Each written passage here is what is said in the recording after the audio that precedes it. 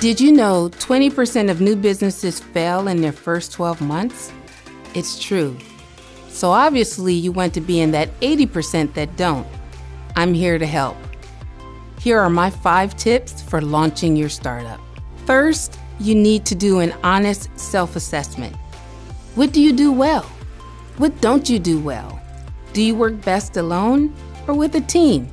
In my experience, it pays for entrepreneurs to take the time to know their own strengths and weaknesses.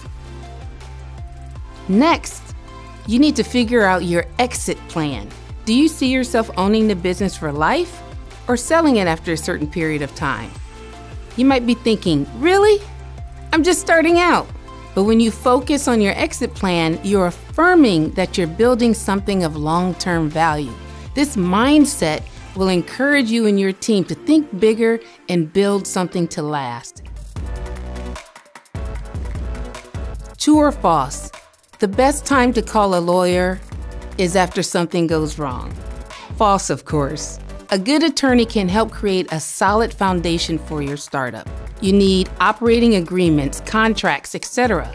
A good lawyer can also help protect you from potential problems before they arise and help limit your liability in future disputes. So the time to lawyer up isn't later, it's now.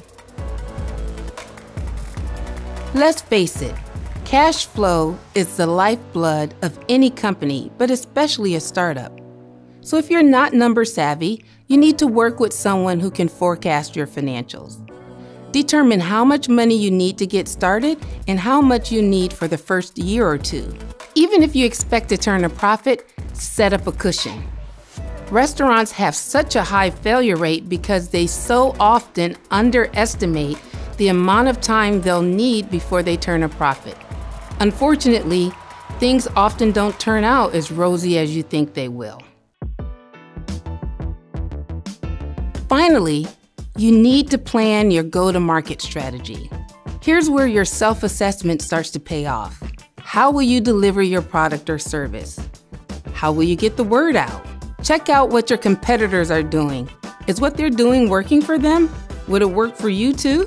I know a lot of Main Street companies that only consider the short term, but thinking long term, as I've outlined here, will help you launch a business that's built to go the distance. Those are my quick tips for launching your startup. For more in-depth business advice, visit insights.samsung.com. Also, be sure to click subscribe below.